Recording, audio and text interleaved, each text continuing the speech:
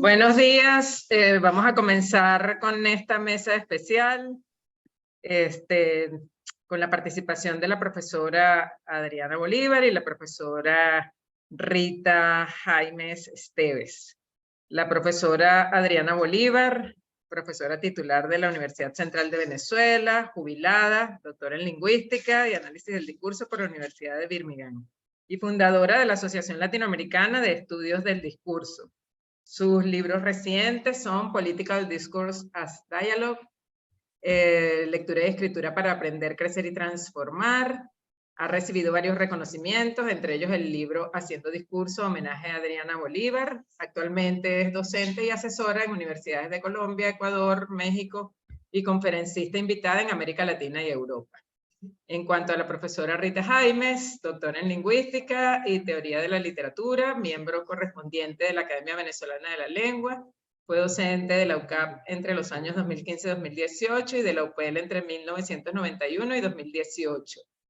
En este centro de estudios, además de la docencia, estuvo vinculada con la gestión y la investigación, dirigió el Instituto Venezolano de Investigaciones Lingüísticas y Literarias Andrés Bello y VILLAP, y fue editora de la revista Letras entre 2009 y 2012. También asumió la jefatura de la Cátedra de Estudios Diacrónicos y Sociogeográficos del Español y coordinó el doctorado en Pedagogía del Discurso entre 2012 y 2018. Sus obras se han publicado en Europa y en América. Actualmente integra la plantilla docente de la carrera Pedagogía de la Lengua y la Literatura de la Universidad Nacional de Loja, Ecuador. Y bueno, sin más preámbulos, porque estas dos profesoras son bastante conocidas y tienen sus seguidores, pues, comenzamos con la mesa especial, Política e Inmigración en los Estudios del Discurso. La profesora Rita Jaimes tiene la palabra, como ella misma dijo, ella va a ser la telonera. Exactamente, soy telonera Adriana Bolívar. Buenos días, abrazos a todos, voy a compartir pantalla y voy a comenzar. Bien, ya sabemos que estamos en la UCAP y el trabajo que voy a presentar ahorita es Lingüística y Crónicas de Migración Hispanoamericanas. La organización que voy a seguir es esta. Primero quiero despertar la curiosidad, luego vamos a contextualizar, formalizar el objetivo, presentaré la muestra, la analizaremos y cerraremos, ¿vale? Para sembrar la curiosidad, presentamos esto. Un amigo médico llegó anoche justo a tiempo por atender a mi hijo, quien tenía fiebre. Luego tenemos esta, anoche le dio fiebre a mi hijo, salí de la casa a comprar un medicamento, en la calle un carro se paró frente a mí, se bajó el copiloto y me empujó al interior del carro, vi un cuchillo cerca de mi cuello, luché, me zafé y corrí hacia la farmacia.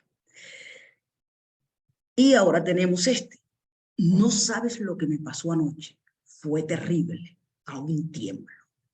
Salí corriendo, anoche le dio fiebre a mi hijo. Salí corriendo de la casa, iba a medio vestir. Caminaba por la acera y de repente un carro se paró cerquita de mí. Oigo la puerta del copiloto que se baja y me agarra fuertemente por detrás. Fíjense que hasta ahora narrar ha sido salir corriendo, mi hijo tuvo fiebre, salí corriendo de la casa, iba a medio vestir. ¿Ok? Fíjense, y sin embargo, en este texto ya tenemos más tensión. ¿Qué va a pasar? ¿Qué susto más grande? Y todavía no hemos dicho nada. Aquí hablamos de un cuchillo en mi cuello, se bajó el copiloto, me empujó al interior del carro, pero esto no pide. ¿Qué más? ¿Qué pasó? Cuéntame, adelántame, ¿qué está ocurriendo? Luego tengo esto, fíjense, qué susto más grande. Y luego podemos decir, y veo que es mi amigo Pedro, quien me preguntó, ¿a dónde vas? ¿Cómo te ayudo? Él es médico. Entonces, fíjense que no ha pasado nada. Mientras estábamos relatando estos tres, estábamos 1, 2, 3, 4, haciendo este relato, hay más tensión, qué susto más grande, iba corriendo, caminaba, un carro se paró cerquita de mí, y aquí tenemos adjetivos, aquí vamos a tener un adverbio, aquí tenemos qué susto más grande, que es una frase libre, y hay más tensión, y sin embargo no ocurrió nada. Y veo que nosotros estamos esperando qué pasó. Y luego decimos, veo que es mi amigo Pedro, o sea, no pasó nada, todo se resolvió porque de paso Pedro es médico. Pero también pudo ocurrir lo que estábamos pensando. ¿Okay? ¿Y qué susto más grande? Que tendría que ver con con el segundo escenario presentado. No sé cómo ni de dónde saqué fuerza, pero recordé mis clases de defensa personal. Luché, luché, luché. Logré zafarme y golpearlo. Se tambaleó y aproveché para correr rápido hacia la farmacia. No quise ver para atrás, no quise. Entonces, ¿qué es lo que tiene el primer escenario? ¿Qué tiene el segundo? ¿Qué tiene el tercero? Aquí esto, de acuerdo con lo que vamos a trabajar hoy, no hay narración. No hay narración, porque para que haya narración tiene que haber un hecho anterior que dé paso genere un hecho siguiente.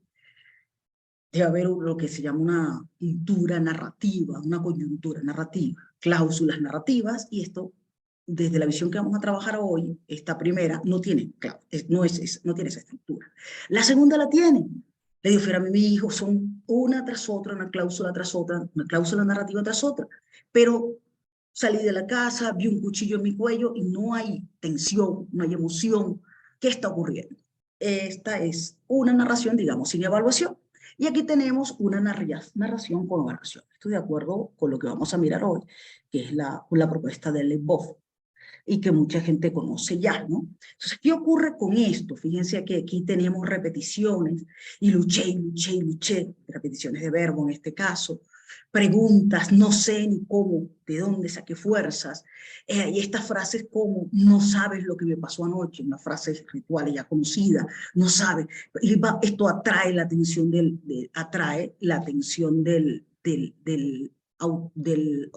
oyente o del lector. Entonces, este tipo de cosas hacen que en 1966 Leibov y Walewski se pregunten si la narrativa es una secuencia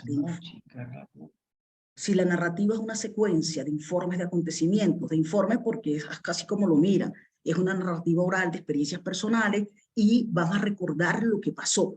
Es una narrativa de secuencias de acontecimientos que ocurrieron en el pasado.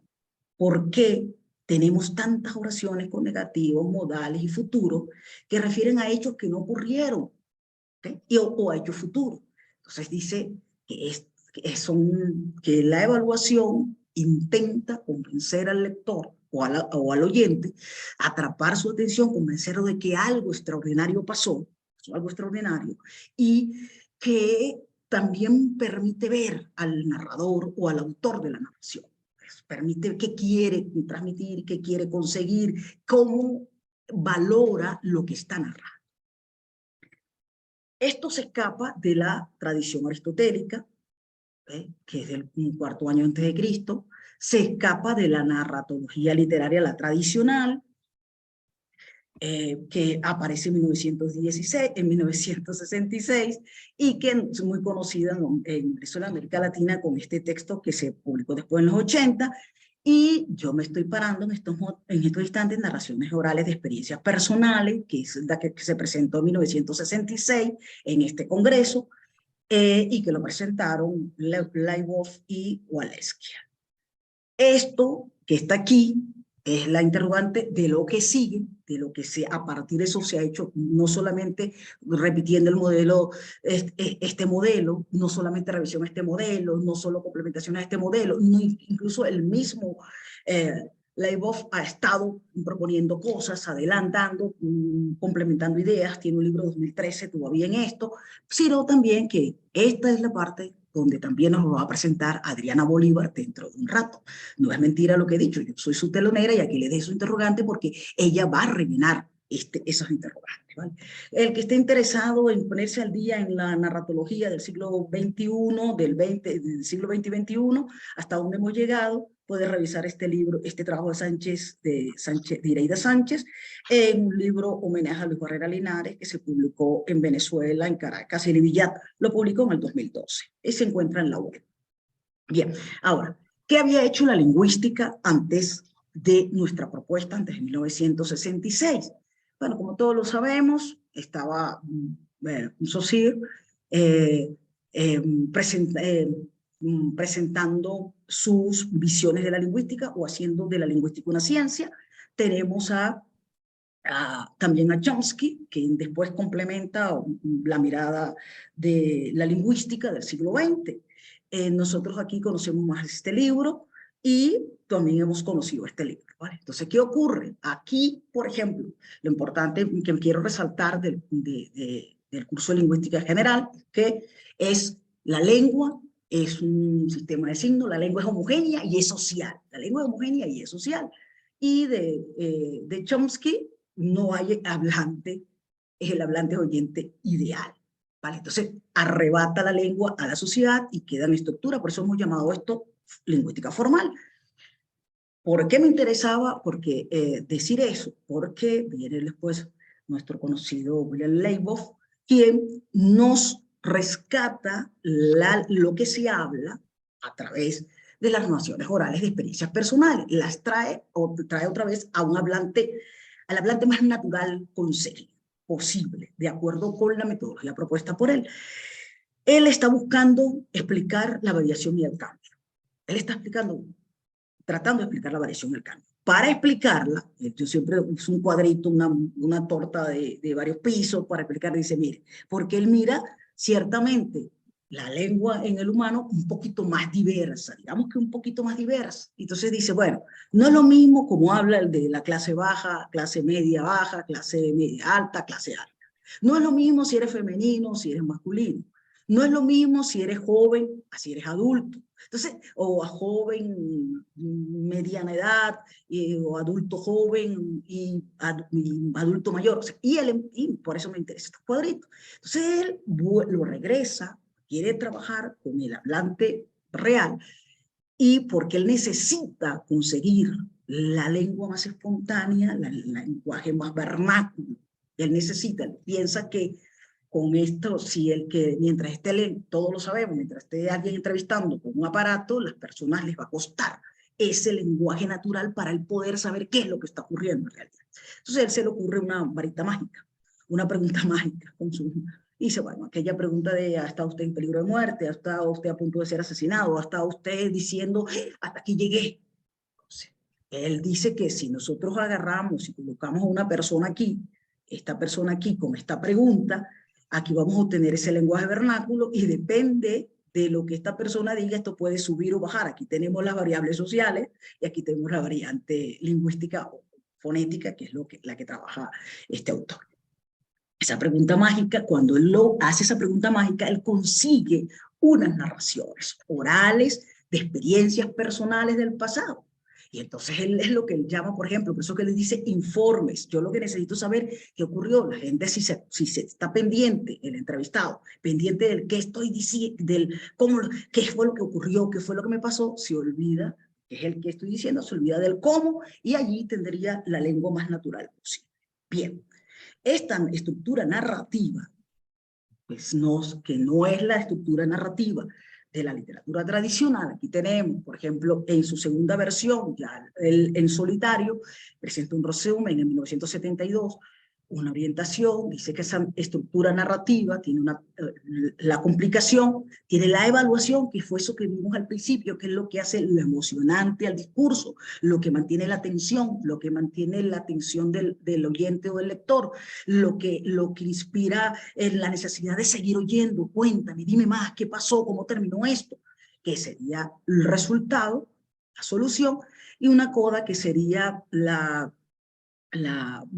él dice el volver al presente, y es cuando la gente termina diciendo, bueno, no, y esto ocurre así, y ya ahora yo lo veo por allí, ahora pasó tal cosa, que no es exactamente, no está dentro de la historia.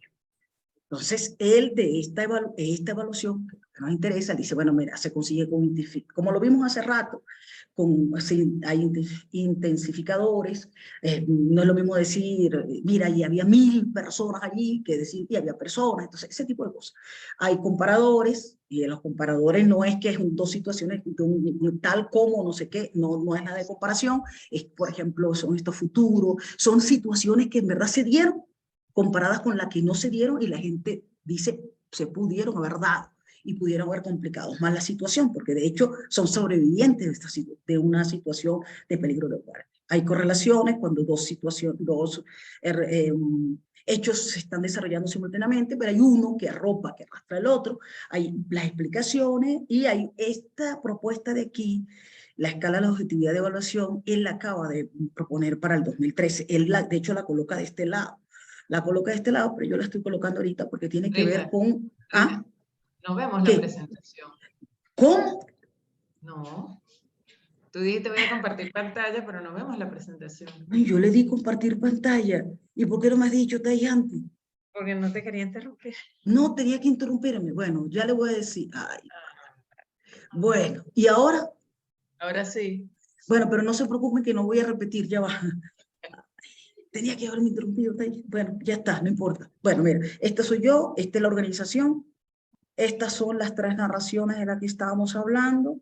Y esta dice, todo este esfuerzo, le pedí a alguien que me lo hiciera porque yo no sé manejar estas láminas. Estas son las 3 narraciones. Esta es la de que no considera narración. Esta es la narración sin evaluación. Esta es la narración con evaluación de las que les he estado explicando. Qué barbaridad. Bueno, y esta es la gran explicación de las narraciones. ¿Por qué las narraciones no son exactamente un hecho tras de otro, sino para que sea completa tiene que haber esta apreciación de salir corriendo de casa, estaba angustiada, qué susto más grande, este tipo de expresiones. Bueno,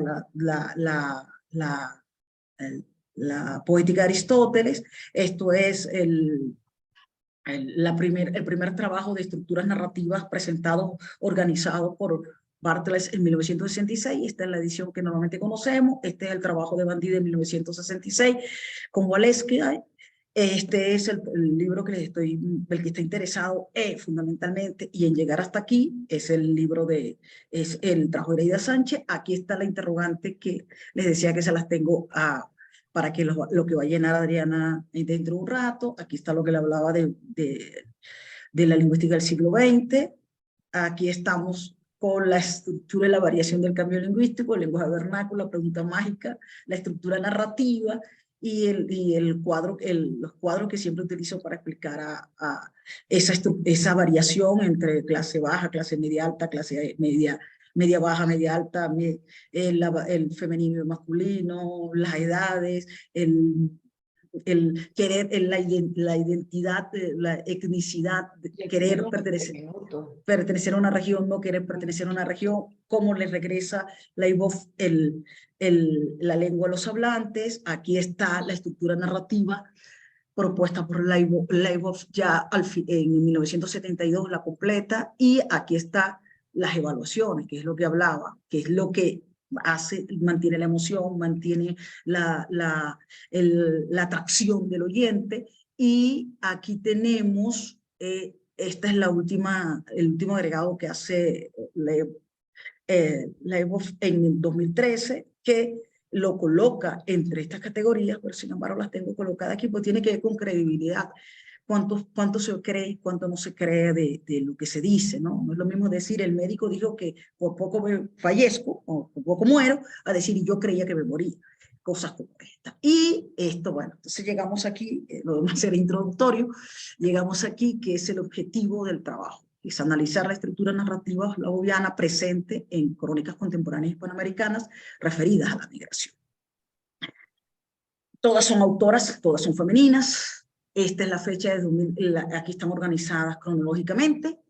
Estos son los títulos y esta es la condición. Ampuero es nacida en Ecuador, migró a España. Hernández Velasco no es migrante, es de nacionalidad española. Pérez de Hacha, nacida en México, migró a Estados Unidos. Copello es nacida en Venezuela, migró a Estados Unidos. Torrijo es nacida en Colombia, migró a Argentina. Y Di Primio no es migrante, es de nacionalidad argentina. ¿De qué tratan las historias? Fernando Ampuero cuenta su llegada a España, su instalación en España, su regreso a Ecuador y cómo se sintió. Presenta más incomodidades que comodidades y luego dice que ella es ciudadana del mundo, que se encuentra entre dos mundos. Okay.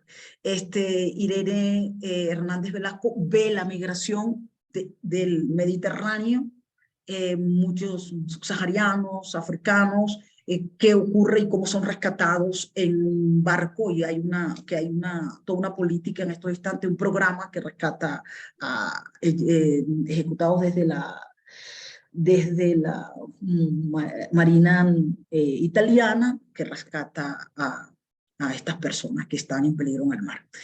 Pérez de Hacha habla de la vida de María, una mexicana, que migró dos veces. La primera vez muy joven, y la segunda vez ya con avanzada edad, con alguna edad, 50 años. Copello habla de Maicao, esta zona venezolana entre Colombia y Venezuela, en Maicao. Y como ella tuvo para ingresar a Venezuela, ella ya no está en Venezuela, está en los Estados Unidos, y para ingresar la recogen en Río de Hacha, en Colombia, y como hay alguien especialista en pasar, un coyote venezolano, en pasarla por la frontera. Torrijos habla de tres chicas colombianas a quienes la unió la salsa en Argentina, y Diprimio habla de Anús, una niñita armenia que es migrante en Argentina, pero también habla de la condición de los padres de la niña. Esto es, ok, vamos a mirar ahora. Entonces, de todas maneras, ahora no quiero avanzar, voy a dejar de compartir. Oye, para ver, voy a dejar de compartir, vuelvo a compartir para avanzar. Ok, esto ya va, perdón. Ok, y avanzo. Aquí voy ahora presentado déjame ver aquí, ya va. Presentado, voy a compartir ahora esto, y me van a disculpar. Voy a presentar esto. ¿Por qué? Porque no quiero que se vea esta matriz, porque me parece que va a ser más ilustrativa la matriz. ¿Okay?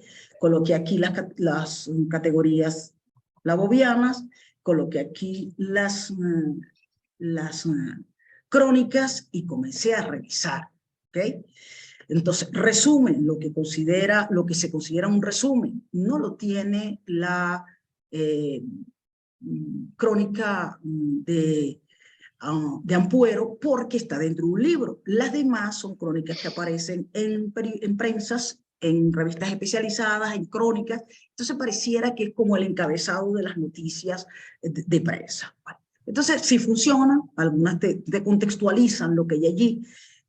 Creo que la que más se aproxima a lo que dice, el modelo que estamos trabajando, por eso dice el de María Hernández, ama la vida porque la ha regado dos veces, o sea, ya presenta. Además hacen un resumen, ¿verdad? Ya es un encabezado, pues, de lo que van a relatar. La orientación, aquí debemos recordar a Leibov cuando dice, mire, si el narrador es muy buen narrador, e ingenioso, la orientación puede estar a lo largo del texto. En el caso de Ampuero, la orientación no es tal, hay que extraerla, no está, hay que extraerla, ¿vale?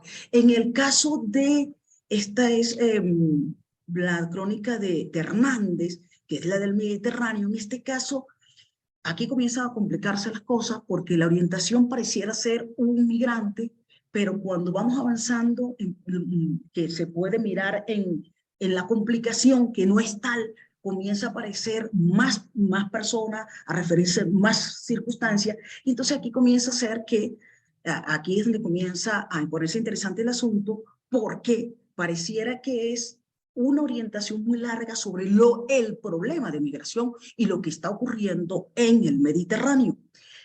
La orientación en el caso de, esta sí está clarísima, la orientación de María. Aquí a los 16 años cruzó la frontera la primera vez, a los 40 vuelve a cruzarla. Entonces allí sí se ve muy claro, y además nos dice cómo fue, mira, no había luz en el túnel, luego nos dice, cruzó el desierto, y luego nos dice, hoy María nos va a contar su historia, y luego nos dice incluso cómo están sentadas, qué es lo que van a relatar. Entonces allí la orientación sí son más complejas, como también lo dice Leibov cuando habla y dice que los narradores, dependiendo de hay algunos que son muy habilidosos, y lógicamente su trabajo, el trabajo original, está dedicado a narraciones orales, narraciones sobre una situación, un hecho específico, de una situación complicada de sobrevivencia, y aquí es un problema social, entonces, y son escritores, entonces, obviamente lo que se está presentando es bastante complejo. Aquí vamos a atravesar el limbo, entonces aquí tampoco está, porque pareciera que va a hablarnos de el taxista quien la recoge, el taxista que la recoge. Pero luego cuando nosotros vamos viendo, lo que va a hablar es del el tránsito por Maicao. Ha trabajado en Maicao, luego empieza a hablar de quién es Alexis, pero luego de Aquiles, perdón, y después luego es todo el detalle de pasar por Maicao.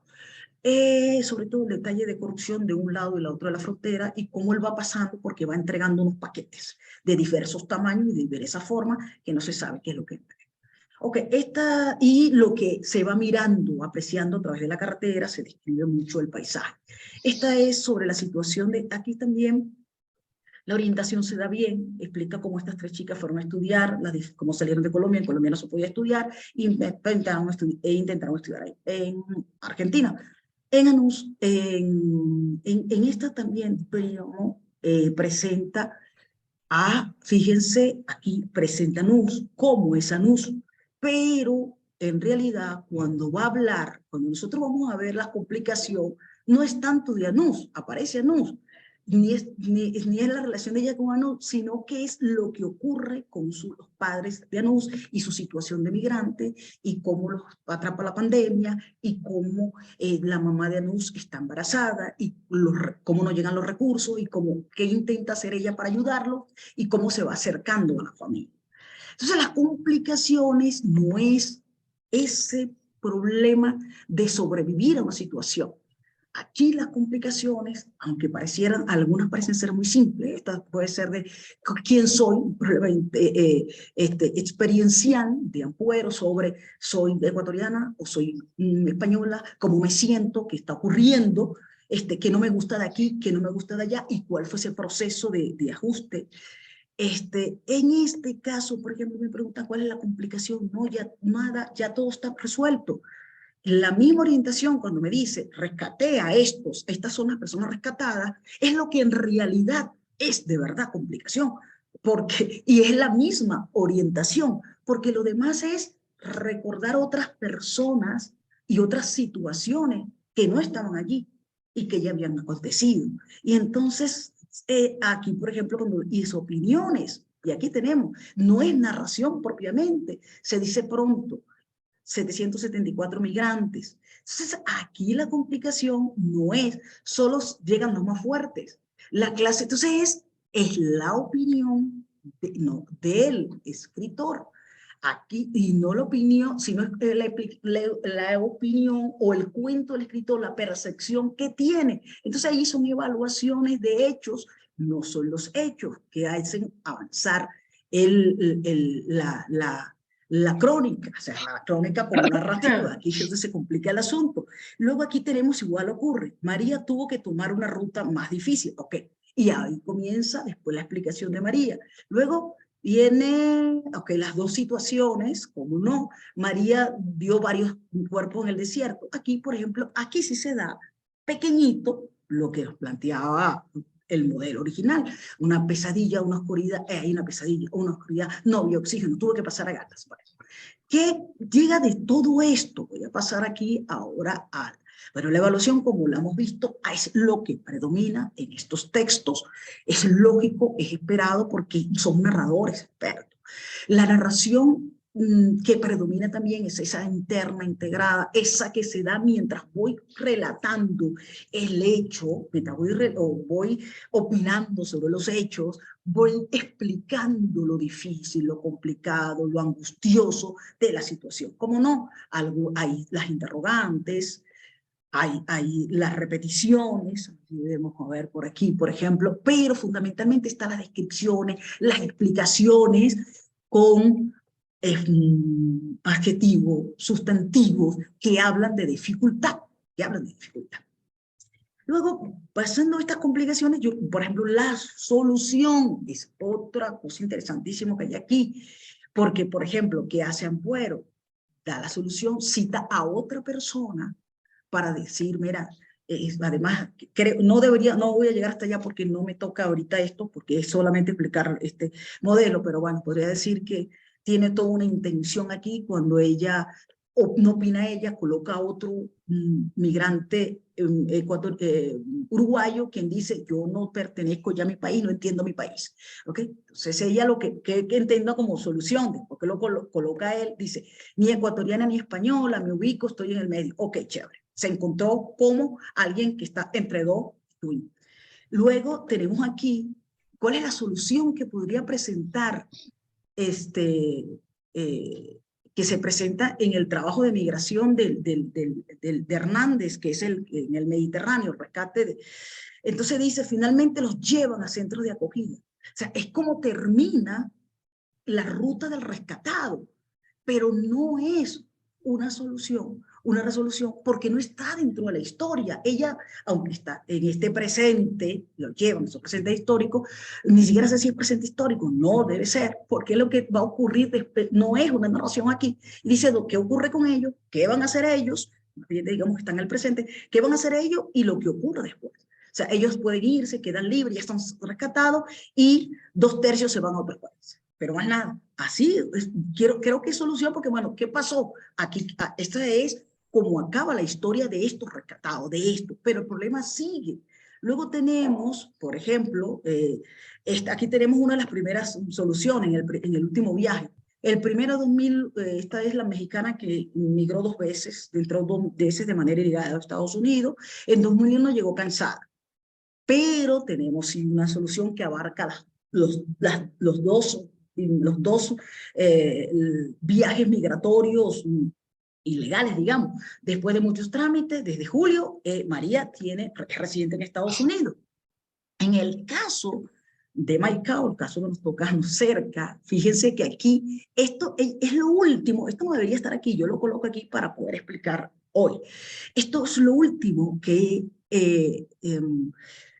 nos presenta esta autora sobre lo que ve en Maicao. Disculpa que te interrumpa, pero Ya voy a terminar. Ya debes ir termino. cerrando.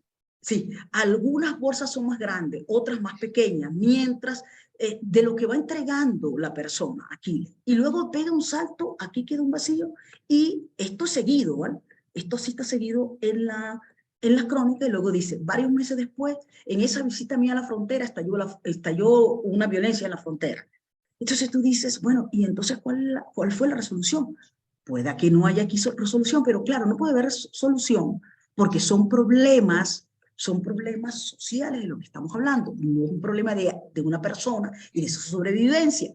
Luego tenemos la coda, que podría ser opcional en otros casos, pero aquí es donde los autores dicen quiénes son. Hablo de quienes comparten conmigo la patria de la risa, ahí está diciendo que ella no es la única migrante que se siente entre dos. Aquí explican la política de migración de rescate italiana. Aquí incluso dice qué va a pasar. Trump puede cambiar las leyes. Estábamos con Trump, no se sabe lo que podía pasar. Entonces le dicen, bueno, ya está haciendo todo lo que le toca, pero está Trump en el poder. Y luego aquí tenemos la chica venezolana pensando en qué ocurre. A menudo también me pregunto qué ocurre en Venezuela cuando el país en el que sí no existe. Entonces son preguntas que parecieran ser evaluación, pero que están cerrando coda. Y esto más o menos es lo que encontramos. Y ya entonces voy a terminar aquí. Ya va, Thais, ya va. Dejo de compartir aquí y voy a concluir para Olani, que te acabo de ver. Voy a concluir aquí, ya va, Thais. Pues déjame poner esto aquí y cierro, ¿vale? Comparto aquí y cierro esto. Porque, ¿qué ocurre? Mire, tal cual como dice Leibov, narrador ingenioso, estructura narrativa compleja, el resumen puede ser un encabezado, la orientación hay prototípica, hay unas que se alargan a lo largo de las crónicas, porque creo que es que presentan la migración como conflicto. La complicación puede ser prototípica, puede estar más allá de la historia, es decir, está fuera de la historia, un problema social, pero también puede haber complicaciones, puede haber dos, puede haber más de dos, y creo que la historia es una excusa para presentar la preocupación social o el compromiso social del escritor. La evaluación, hay evaluaciones internas, vimos, la evaluación externa es cuando se interrumpe, y sí creo que hay mucho de eso, En algunas, hay muchos donde dice, mira, qué es lo que está ocurriendo o qué ha ocurrido con este problema de la migración. Hay resultados prototípicos y otros que no. Hay unos resultados que hablan hay más de un resultado, o a veces incluso no hay resultados, ¿vale? Y la coda siempre apareció, creo que hay que revisar la coda con más detenimiento, porque la coda se supone que trae el presente, pero aquí creo que hay otra intención. Por eso me pregunto ahora en estos instantes mi gran pregunta.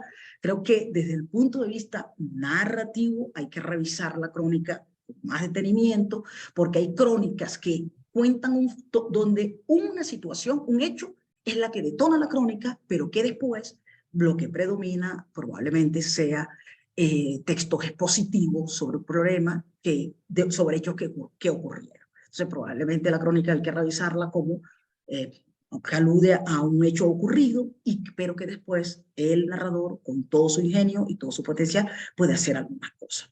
Ahora, para seguir terminando esta actividad de telonera, este este enfoque fue un detonante de otras muchas investigaciones que existen hasta ahora, y que además ha sido desarrollada, este aspecto de evaluación ha sido desarrollado desde diversas perspectivas. No hay una unificación, hay diferentes perspectivas y una de ellas es la emoción. Y a Adriana Bolívar, quien sigue ahora, le corresponde explicarnos todo esto, o buena parte de esto. Gracias hasta ahí y perdón por lo extenso. Gracias, profesora Rita. Y ahora tendremos a la profesora Adriana Bolívar. Hola, ¿qué tal? Buenos ¿Cómo días. estás? Buenos días, aquí van a ser las 9 de la mañana todavía. Me agradezco muchísimo la invitación y el placer de tener que compartir pues este espacio con Rita. Muchísimas gracias, Rita, por esa presentación que introduce el problema de la evaluación en el discurso de una manera genial. Y sobre todo me gusta esa perspectiva crítica, porque precisamente de eso se trata, ¿no? De criticarlo, la teoría, para ver cómo seguimos avanzando. La BOF evidentemente propuso, pues marcó una época con el concepto de evaluación, y el de evaluación interna y evaluación externa fundamentales para entender la interacción, ¿no? Más allá del texto. Y eso es lo que yo voy a tratar de mostrar con mi trabajo. Voy a compartir, a ver si puedo, porque yo no soy muy buena en estas cosas. Ah, sí se puede, pero no me voy a ver, no importa. Me voy a apurar porque tengo poco tiempo en realidad. Déjenme, ay, ¿qué pasó aquí? Como ustedes ven. No ven nada. A ti. ¿Y cómo hago para compartir esto? Que yo sí lo veo. El botoncito verde. ¿Cuál verde? Abajo dice compartir pantalla. Una flechita verde. En el centro. Nada, espérate un momentico, lo vuelvo a bajar. Compartir pantalla. Ah, ok, perfecto. Yo voy a tener que quitar mi foto, creo, porque está haciendo ruido ahí, ¿verdad? Ah, sí se ve, pero no necesitan mi foto en realidad. Ok, compartir. Ahora sí, ¿dónde le doy ahora? Aquí. No. La presentación no la vemos, Adriana. ¿Y dónde la meto? A ver, pizarra, presentación. Ay, Dios. Yo soy fatal para esto. Siempre pido a alguien que me ayude. Ah, le pongo compartir. Ahí se ve. No, salió la de Rita. Y me sacó de la reunión, ¿aló? No, te estamos oyendo. Pero está la tuya, no la mía. Entonces ya va. ¿Qué pasó? Dale a compartir y luego le da en el cuadrito que se te abra, a la izquierda, en el derecha inferior, te va a salir algo de compartir. Dale allí. Archivo básico, perdón. Compartir sonido, no. Pero ahí en la derecha, creo que en la inferior derecha debe salirte algo que dice compartir. Ah, ya, sí, claro. Ahí. Ah, ok. Ahora sí, ya viene. Ya viene. No. Ahora sale iniciar reunión. No, ¿qué es esto? Ten el PDF, aquí está, lo vemos tu PDF, tenlo allí, el PowerPoint, tenlo listo y vuelve a empezar. Ajá, ahí se ve, tenlo abierto Ay, Dios ahí. mío, Ajá, gracias, tenlo allí, aleluya. ya está. Y ahora viene, Bueno, dale muy con, bien, muy bien. ajá, Pero ustedes me tapan, en todo caso está bien. Bueno, yo titulé lo que iba a ser el análisis lingüístico de las emociones políticas. De hecho, las emociones son para mí un tipo de evaluación en el discurso. Así es que ahí está el link con lo que estaba haciendo Rita y la voz, por supuesto. Entonces, ¿qué es lo que voy a hacer? ¿Qué es lo que quiero compartir con ustedes muy brevemente, verdad? Las emociones como un campo de estudio multidisciplinar que se han estudiado en la lingüística históricamente, y para eso había que leer a Kerbrat Orecchioni, que presenta toda la historia de cómo se rechazó en la lingüística el estudio de las emociones y cómo ya ahora están aceptadas a tal punto que aujourd'hui están de moda, como dice ella, ¿no? Y ver también que no solo en la lingüística, sino otras disciplinas son las que se estudian las emociones, todas, y por supuesto la política es una de ellas, y sobre todo lo que me interesa a mí es las emociones en la política en tiempos de cambio, ¿no? Entonces, ¿qué vamos a ver? ¿Qué puedo? Ahí yo pensé que tenía 45 minutos, pero en realidad lo que tenemos son menos, ¿no? Son 25.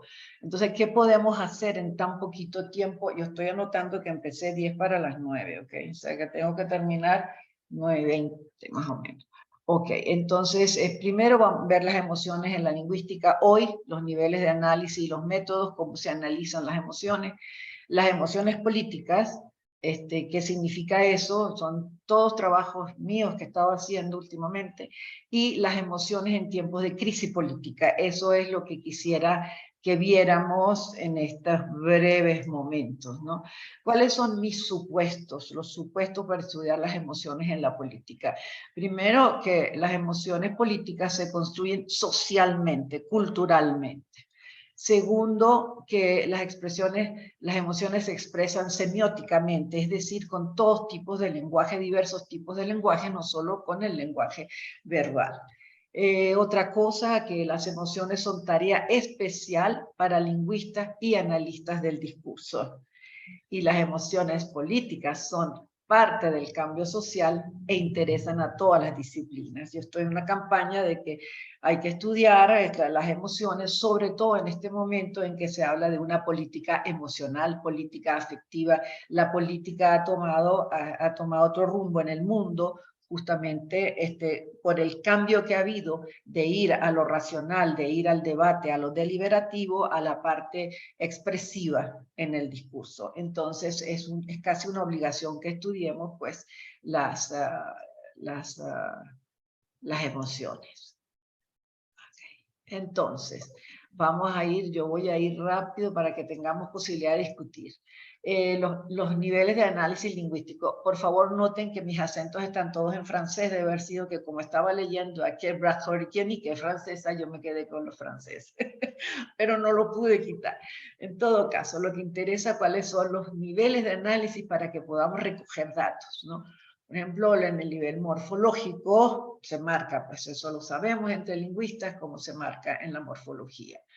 En el léxico semántico, que es donde más se trabaja todo el léxico de la emoción, amor, odio, rabia, miedo, etc. Las metáforas cognitivas entran aquí también, ¿no? Las metáforas cognitivas, los refranes, en fin, todo entra en lo que Casado Vallejo llama las palabras clave en lengua española, que son emoción, sentimiento, pasión, afecto. Entonces, todas estas son las que han salido de los estudios hechos como palabras clave para estudiar emociones. O sea, emoción es una forma de hablar, pero hay sentimiento, hay pasión y hay afecto, ¿no? Luego tenemos el nivel sintáctico semántico, ¿no?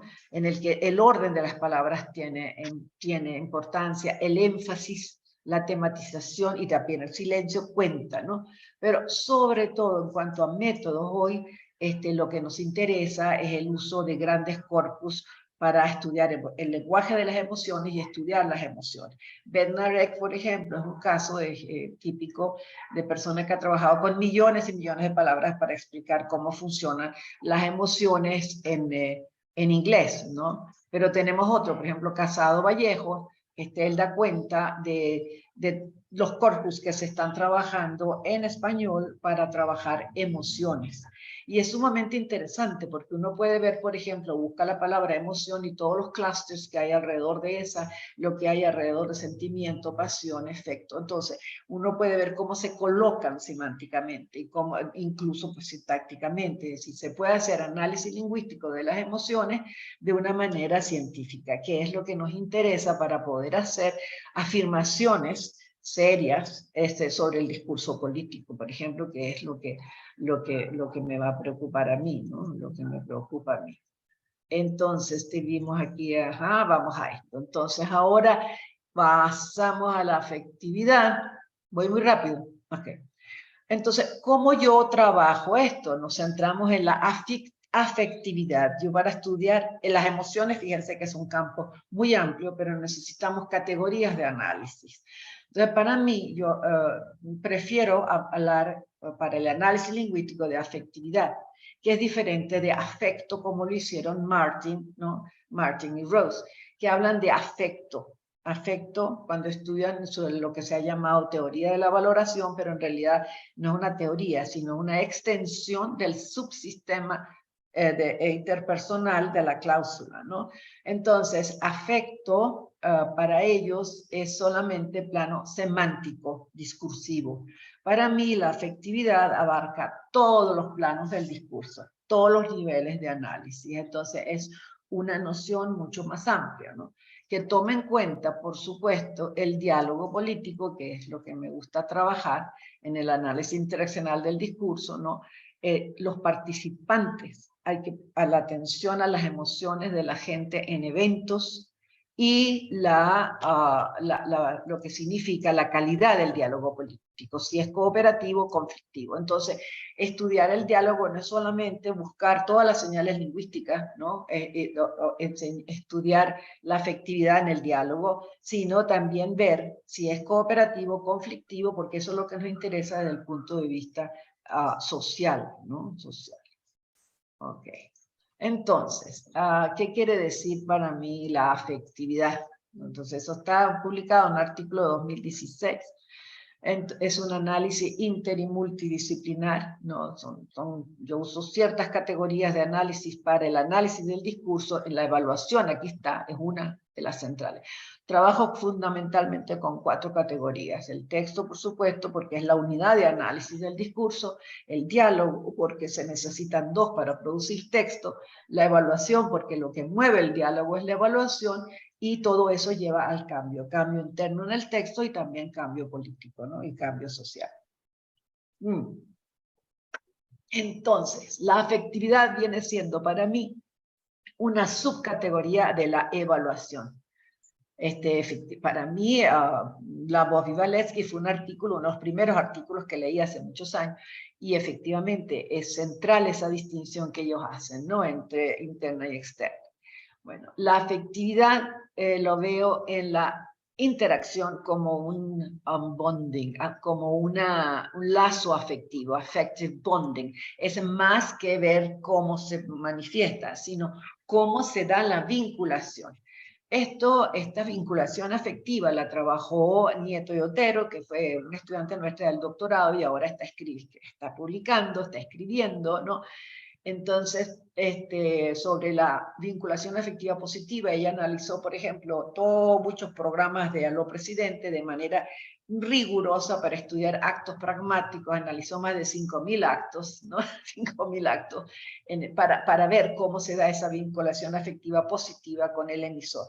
Entonces tuvo 3 variables, el texto, digamos, el emisor y el receptor. Y bueno, hizo un avance en el nivel pragmático, pragmalingüístico. Pero yo voy más allá, yo voy al nivel del discurso. Para mí el discurso es un nivel de análisis, ¿no? En que la unidad es el texto, como les digo. Entonces, ¿Qué es lo que me interesa? Es el diálogo, el conflicto, la dominación, la resistencia, y es un análisis sincrónico y diacrónico. Es decir, ¿qué significa análisis sincrónico y diacrónico para mí en este momento, desde el punto de vista del discurso? Que me enfoco en textos particulares, pero a lo largo del tiempo. Por ejemplo, yo he examinado las tomas de posesión, el programa de los presidentes, he estado estudiando otras cosas en Chile, no solo Venezuela, y entonces es ver cómo cambia el discurso político a medida históricamente, y sobre todo en momentos de gran crisis, ¿no? Bueno, esos son. Entonces, uso la lingüística sistémica funcional porque me da mayor capacidad para explicar el lenguaje, ¿no? En varias dimensiones. La lingüística textual para ver patrones textuales, cómo se organiza a través del tiempo, se van dando patrones de que se inicia, se sigue, se cierra. Eso lo he visto, bueno, con distintos trabajos. Ahí está casi todo en ese libro mío del 2018, ¿no? Entonces examino dimensiones micro y macro, ¿no? Más allá del lenguaje verbal. No es suficiente para el estudio de la afectividad el lenguaje verbal solamente. Entonces, digamos que en mi trabajo he ido como ajustando el foco, como se dice, ¿no? Yo empecé muy lingüísticamente con los pronombres políticos, la intensificación, la hipoteticalidad, el diálogo conflictivo, la confrontación, la descortesía ideológica, que eso es algo que se está analizando y sobre lo que estoy publicando bastante, el problema de la descortesía ideológica como una estrategia política. El cambio en los géneros discursivos, cómo van cambiando los géneros y cómo cambia la democracia. Si cambia la relación entre líder y pueblo, por ejemplo, va cambiando, cómo llegamos a un populismo autoritario, a una dominación, vemos socialismo del siglo XXI, resistencia y crisis emocionales. He hecho varios trabajos sobre las crisis emocionales y voy a compartir con ustedes un poquito de eso porque como no tengo muy poquito tiempo. Entonces, bueno, vamos a seguir. Bueno, a ver, la afectividad, sí, ya se las mostré. Bueno, entonces digamos que todo este estudio de la afectividad, de las emociones, tienen que ver con el diálogo. Y el estudio del diálogo no se puede hacer solamente desde el análisis lingüístico, como ustedes ven allí, lingüística, sino que hay que incorporar análisis de la conversación sociopragmática y el diálogo micro localizado, el diálogo macro históricamente, o sea, que es la perspectiva diacrónica y la sincrónica. Y en el caso del discurso político, necesariamente uno tiene que ver teoría política o ciencia política o consultar expertos en política porque uno no puede solo, o sea, el lingüista no puede solo. Social en Chile. Ajá. Un ejemplo de crisis emocionales que he estado estudiando es el estallido social en Chile 2019. Esta foto me la envió una colega, quien me dice que la tomó ella personalmente, ¿no? Durante las protestas que fueron feroces, ¿no?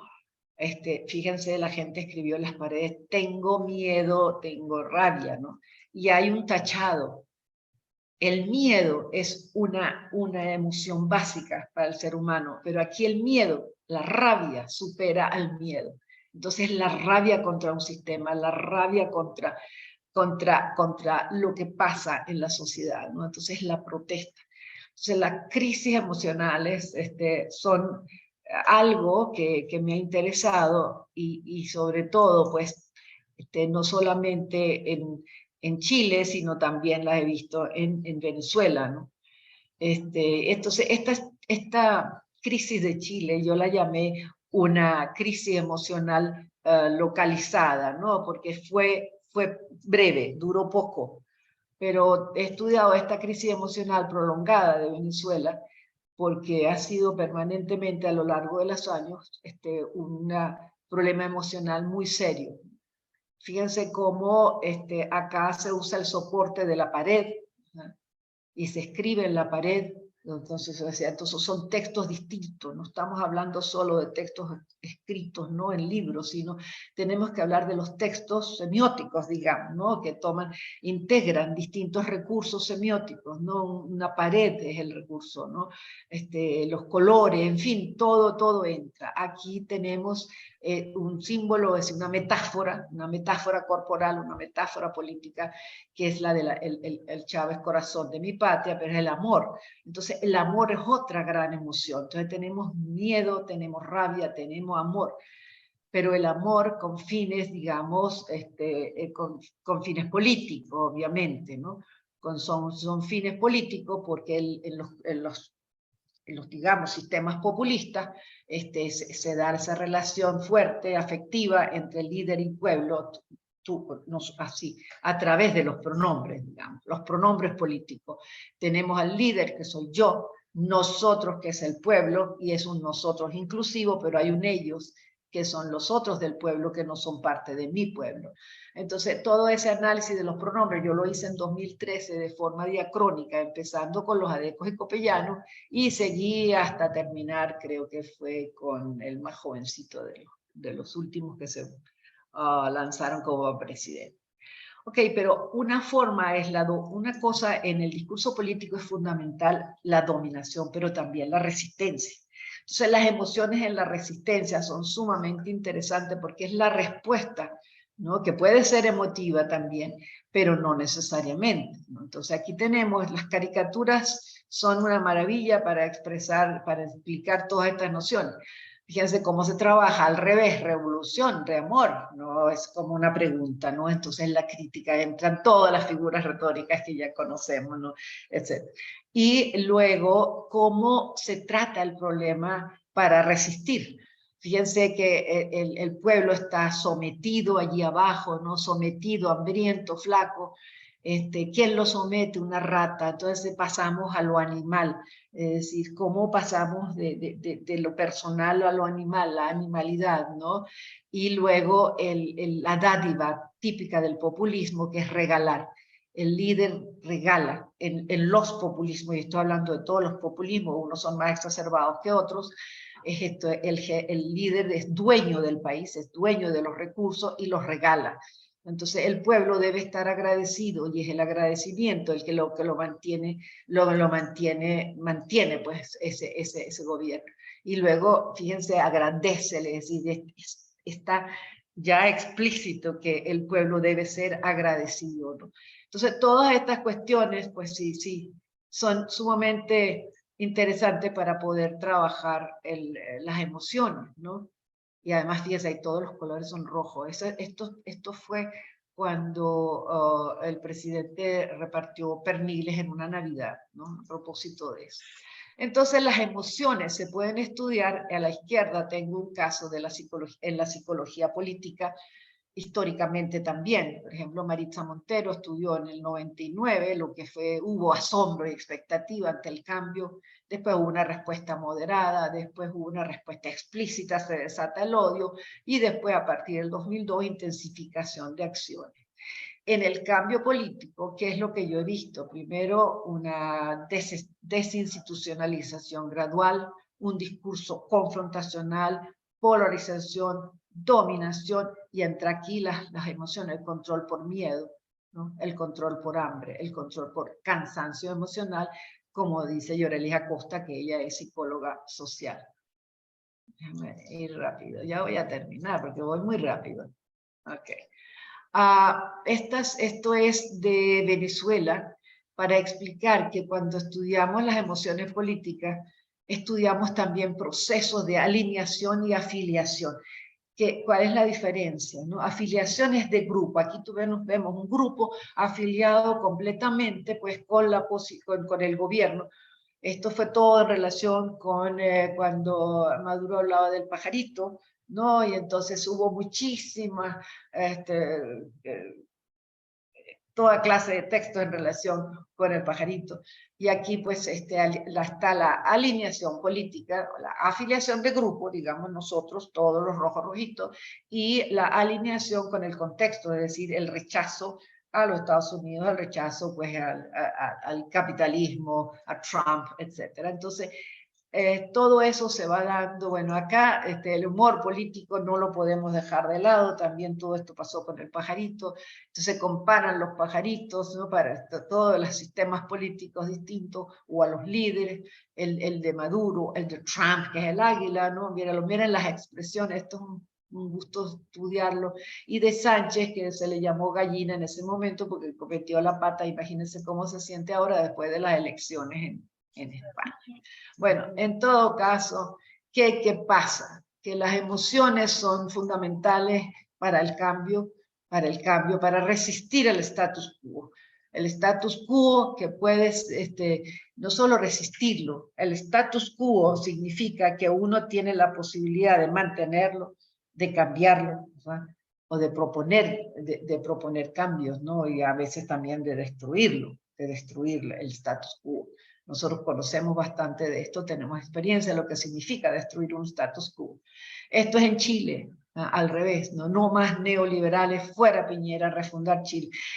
Incluso en las marchas, la protesta se ha convertido ahora en un tema preferido en la política. Hay muchos estudios sobre la protesta y todo lo simbólico. Fíjense aquí la puntuación, ¿no? La puntuación tiene esa carga modal, ¿no? Afectiva. Entonces, no solamente son las palabras, sino la puntuación y cómo se representa. Bueno, los colores, por supuesto, siempre son fundamentales. Entonces, se puede hacer una política de los colores, etcétera. O sea, hay trabajo por cantidades, ¿no? Ahora, bueno, esto también fue en Chile, miren lo tajante, ¿no? Esa modalidad categórica, nueva constitución o nada. Entonces nos movemos entre unas modalidades muy categóricas de lo que es bueno y de lo que es malo, de lo que queremos, de lo que no queremos. Entonces la modalidad se torna sumamente importante. Ahora, algunas conclusiones que puedo sacar. Creo que voy bien en hora, ¿verdad? Muy bien. Okay. Algunas conclusiones. Las emociones políticas necesitan mayor atención en la lingüística porque controlan la vida de las personas. No son las emociones las que controlan, y eso lo sabemos, ¿verdad? Quienes controlan son otros. Entonces, el control de las emociones está en manos de los poderosos, los que tienen el poder.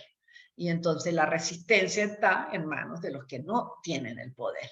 No tenemos el poder. Entonces son dos tipos de discurso, las emociones de la dominación y las emociones de la resistencia. Nosotros estamos muy acostumbrados en análisis crítico a hacer la denuncia permanentemente, la denuncia de todo lo malo del otro, pero no hacemos las propuestas para resistir. Y yo creo que los lingüistas en eso tenemos una enorme capacidad de hacer propuestas y poder para ofrecer salidas a las crisis. Las emociones tienen usos estratégicos, positivos y negativos. Entonces nosotros podemos, como lingüistas, contribuir a hacer eso evidente, ¿no?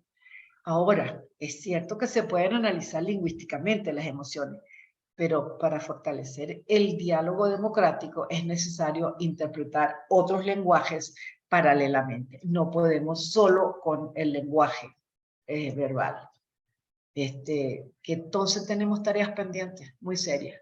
Analizar las emociones políticas es un trabajo que se puede hacer en equipo, yo creo, en el que confluya lo lingüístico y digamos, que sea un análisis semiótico en el sentido amplio, con distintos lenguajes, ¿no? Y trabajar juntos, en equipo.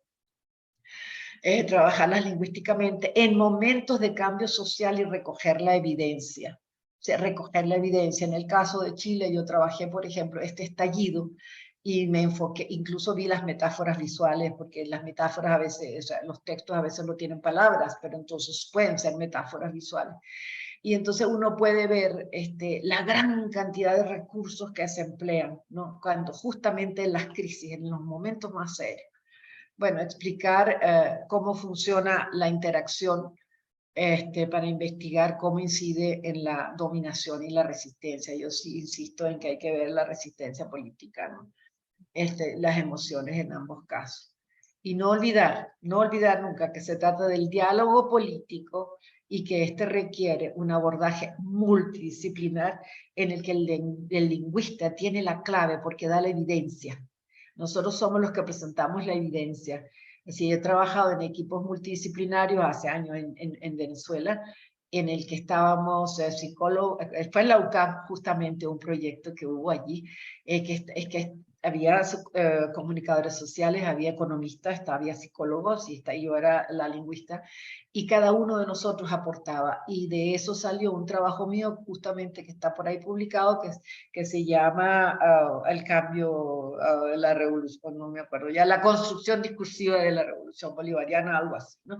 Entonces, sí creo que es importante el abordaje multidisciplinar y obviamente un enorme compromiso social con la justicia, con la democracia, ¿no? Y con una vida digna.